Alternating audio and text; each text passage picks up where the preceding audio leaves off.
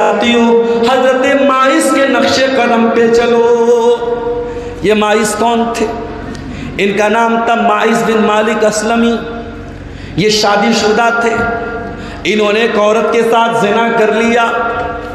زنا کرنے کے بعد ان کو احساس ہوا میں نے بہت بڑا پاپ کر دیا۔ ایک تو میں شادی شدہ ہوں، میرے پاس اپنی خواہشات کو پورا کرنے کا حلال طریقہ موجود ہے، پھر بھی میں نے زنا کیا۔ اور اسلام میں اس کی اتنی کٹھور سزا ہے کہ شادی شدہ اگر زنا کرے تو اسلام یہ کہتا ہے پتھروں سے مار مار کے ختم کر دیا جائے۔ ماعز کہتے ہیں اب میرے سامنے دو راستہ ہے، یا تو میں زنا کر کے چپ چاپ بیٹھ جاؤں، اللہ تعالیٰ جو سزا دے گا وہ سزا جھیلنی پڑے گی، دوسرا راستہ یہ ہے کہ دنیا میں جو سزا ہے وہ جھیل جاؤں اور توبہ کر لوں، اللہ تعالیٰ کی سزا سے بچ جاؤں گا۔ چنانچہ ماعز اللہ کے نبی کے پاس آتے ہیں اور آ کر کے کہتے ہیں اے اللہ کے نبی انی اصبت الزنا، میں نے زنا کر لیا ہے، ایک عورت کے ساتھ میں نے زنا کر لیا ہے، اور اے اللہ کے نبی میں آپ سے یہ کہنے آیا ہوں طہرنی، مجھے پاک کر دیجئے، مجھے پاک کر دیجئے، میرے اوپر اللہ کی کتاب کا فیصلہ نافذ کر دیجئے۔ اللہ کے نبی نے اپنے صحابہ سے کہا ذرا چیک کرو یہ شراب تو پی کے نہیں آئے ہیں، ذرا دیکھو یہ نشے کی حالت میں تو نہیں ہے۔ یہ واقعہ اس زمانے کا ہے جب شراب حرام نہیں ہوئی تھی۔ صحابہ نے ان کے منہ کے قریب جا کے سونگا، کہا اے اللہ کے نبی شراب کی مہک نہیں آ رہی ہے، نشے کی حالت میں نہیں ہے۔ آپ نے کہا اچھا جانے تو ہم بعد میں دیکھیں گے۔ آپ نے صحابہ کو بھیج کے پتہ لگوایا، جاؤ پتہ کرو ان کا دماغ تو نہیں خراب ہو گیا ہے، کہیں مینٹل کیس تو نہیں ہو گیا ہے، کہیں سر پہ چوٹ تو نہیں لگ گئی ہے، کہیں پاگل پن کا دورہ تو نہیں آ گیا ہے۔ صحابہ نے آ کے رپورٹ دی اے اللہ کے نبی مینٹل کیس نہیں ہے، دماغ کا کوئی مسئلہ نہیں ہے، دماغ بالکل ٹھیک ٹھاک کام کر رہا ہے۔ ماعز پھر آتے ہیں اے اللہ کے نبی میں وہی آدمی ہوں، میرا نام ماعز بن مالک اسلمی ہے، اے اللہ کے نبی میں آپ سے یہ کہنے آیا ہوں انی اصبت الزنا، میں نے زنا کر لیا ہے، اقیم علیہ کتاب اللہ، میرے اوپر اللہ کی کتاب کا فیصلہ لاگو کر دیجئے، مجھے زنا کی سزا دے دیجئے۔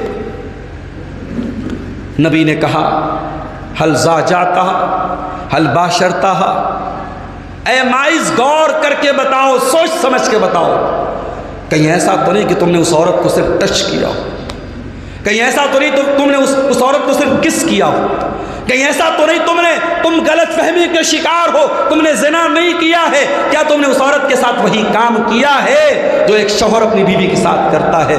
ہاں اللہ کے نبی مجھے کوئی غلط فہمی نہیں ہے، میں اقرار کرتا ہوں، میں اعتراف کرتا ہوں میں نے زنا کیا ہے، مجھے سزا دے دی جائے۔ اللہ اکبر۔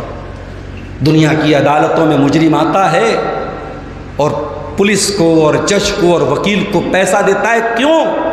تاکہ مجھے سزا نہ ملے، سزا سے بچنے کے لیے مجرم بھاگتا ہے، لیکن اللہ کا ڈر جب پیدا ہو جائے میرے پیارے ساتھیوں تو مجرم خود آتا ہے عدالت میں چل کر کے اور آ کر کے اپنے جرم کا اقرار کرتا ہے اور سزا کا مطالبہ کرتا ہے۔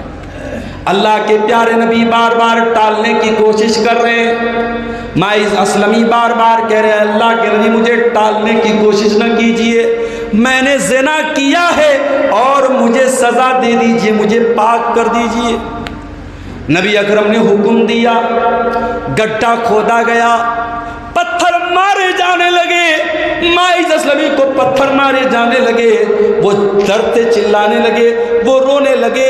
صحابہ کرام بھی یہ منظر دیکھ رہے ہیں، ایک انسان زنا کر کے آیا ہے اور خود اپنے آپ کو پتھر مروا کے ختم کروا رہا ہے۔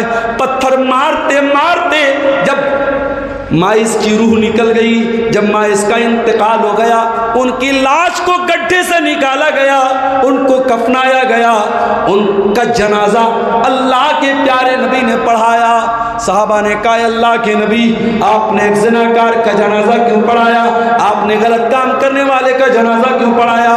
آپ نے فرمایا او لوگوں کیا تم نے نہیں دیکھا اس نے سچی توبہ کی تھی، یہ چاہتا تو بچ سکتا تھا، یہ چاہتا تو بھاگ سکتا تھا، اس نے جو غلط کام کیا یا تو یہ جانتا تھا یا اللہ جانتا تھا، لیکن اس نے آ کر کے سچی توبہ کی ہے۔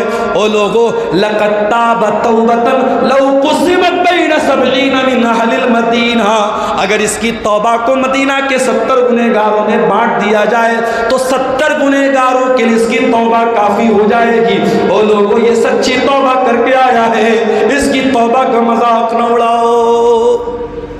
او مجلاڈی والو ذرا غور کرو، علامہ ابن جوزی کی اس لائن کو یاد کرو۔ ابن جوزی کہتے ہیں یا تو ابو بکر صدیق کے جیسے نیکی کرنے والے بنو یا پھر ماعز اسلمی کے جیسے توبہ کرنے والے بن جاؤ۔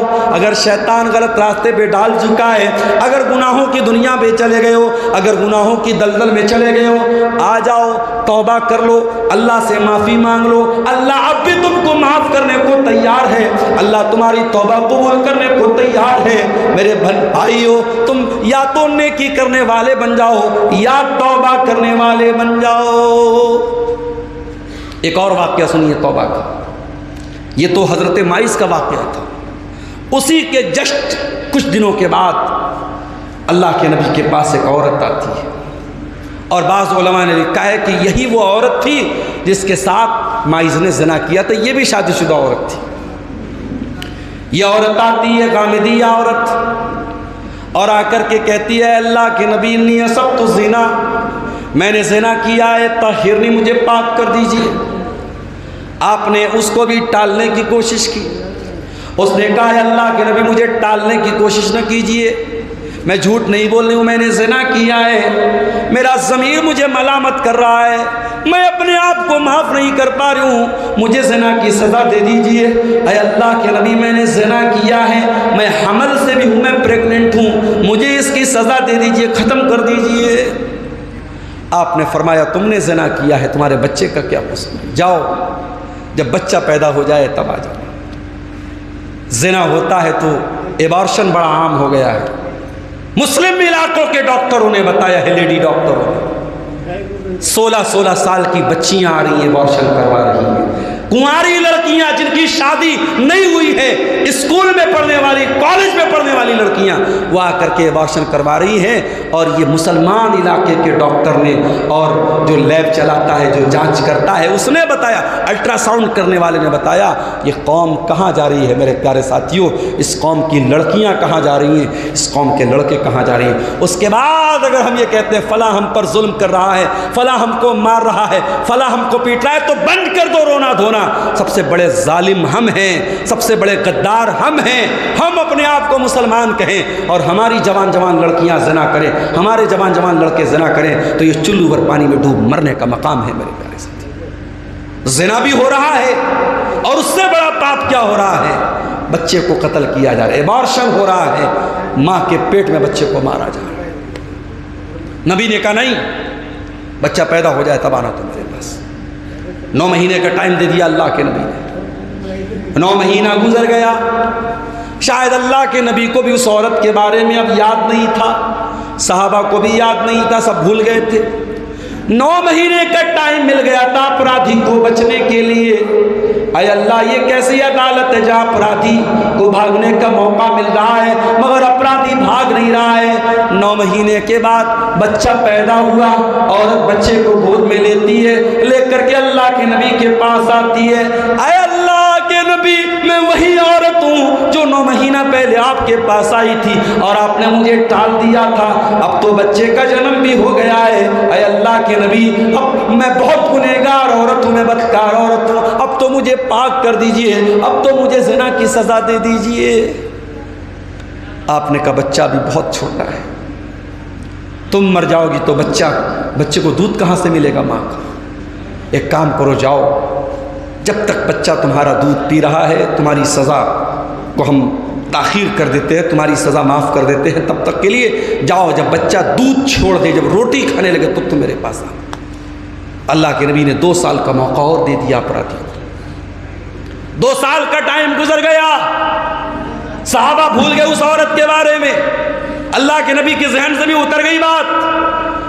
2 سال کے بعد وہی عورت بچے کو گود میں لے کے آتی ہے، بچے کے ہاتھ میں روٹی کا ٹکڑا تھما کر کے لے کے آتی ہے، اللہ کے نبی میں وہی عورت ہوں، میں غامدیہ ہوں، میں نے زنا کا ثبوت کیا تھا، اے اللہ کے رسول اب تو میرا بچہ دودھ چھوڑ چکا ہے، اور ثبوت کے طور پہ دیکھیں میں روٹی کا ٹکڑا بھی بچے کے ہاتھ میں لے کے آئی ہوں، میرا بچہ روٹی کھانے لگا ہے، میرا بچہ دودھ چھوڑ چکا ہے، اے اللہ کے نبی اب تو زنا کی سزا دے دیجئے، اب مجھے نہ ٹالیے، اب مجھے اور زیادہ آزمائش میں نہ ڈالیے۔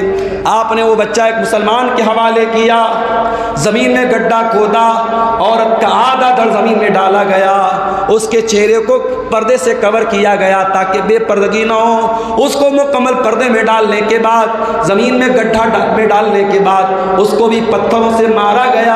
او دنیا والو، تم کہتے ہو یہ بڑی کٹھور سزا ہے، یہ بڑی سخت سزا ہے، مگر اللہ گواہ ہے جب سماج میں زنا کی سزائیں دی جائیں گی تب سماج میں زنا کا ہونا بہت کم ہو جائے گا۔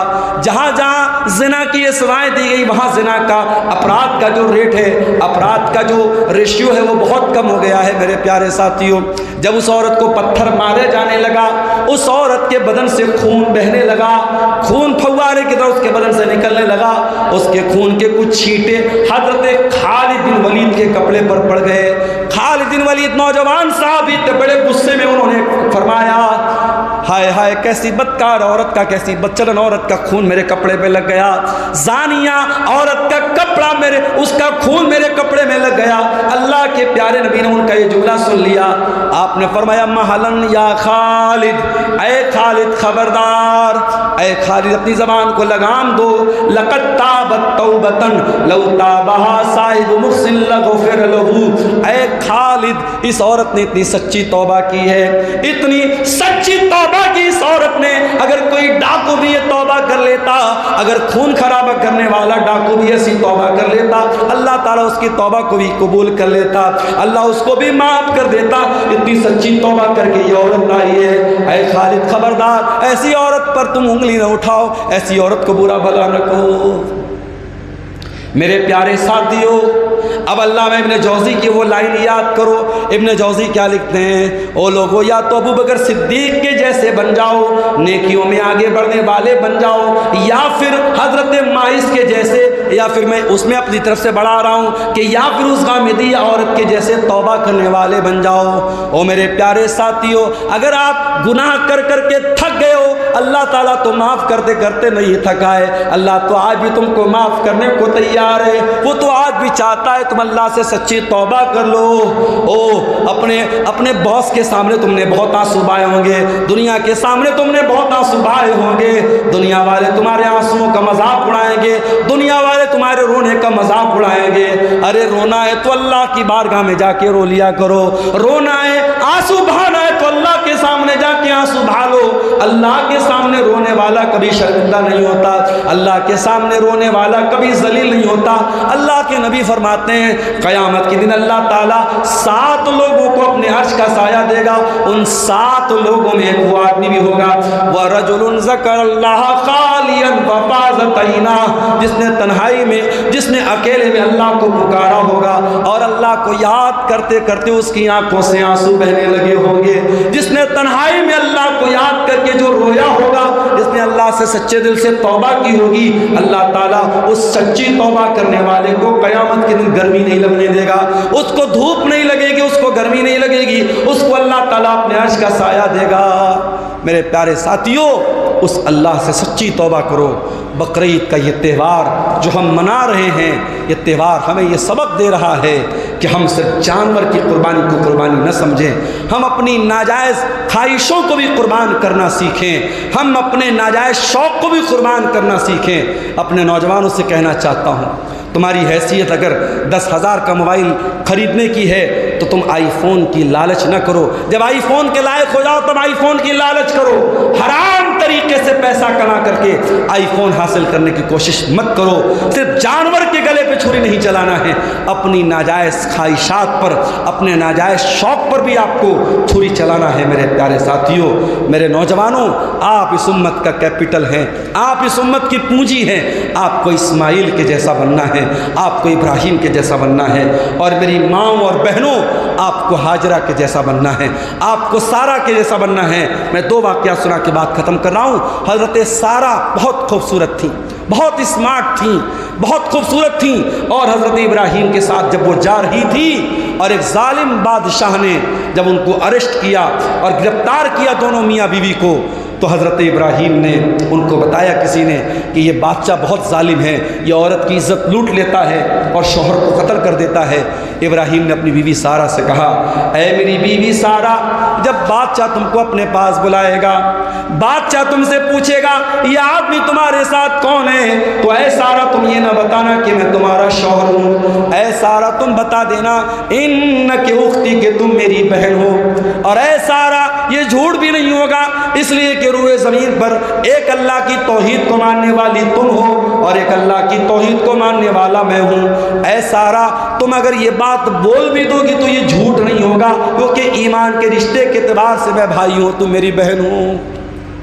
سارہ کو لے کے پہنچا، بادشاہ کے پاس لے کے گیا، بادشاہ اپنے پاس ایک بیڈ روم تھا، بستر تھا، وہاں پہ سارہ کو لے کے جایا گیا۔ بادشاہ آیا، وقت کی بہت خوبصورت عورت تھی حضرت سارہ۔ میری پیاری ماں بہنوں، ایک آپ بھی خوبصورت، ایک سارہ بھی خوبصورت، آپ اپنی خوبصورتی کی نمائش کر رہی ہیں، لیکن سارہ نے اپنے آپ کو کبھی بے پردہ نہ کیا۔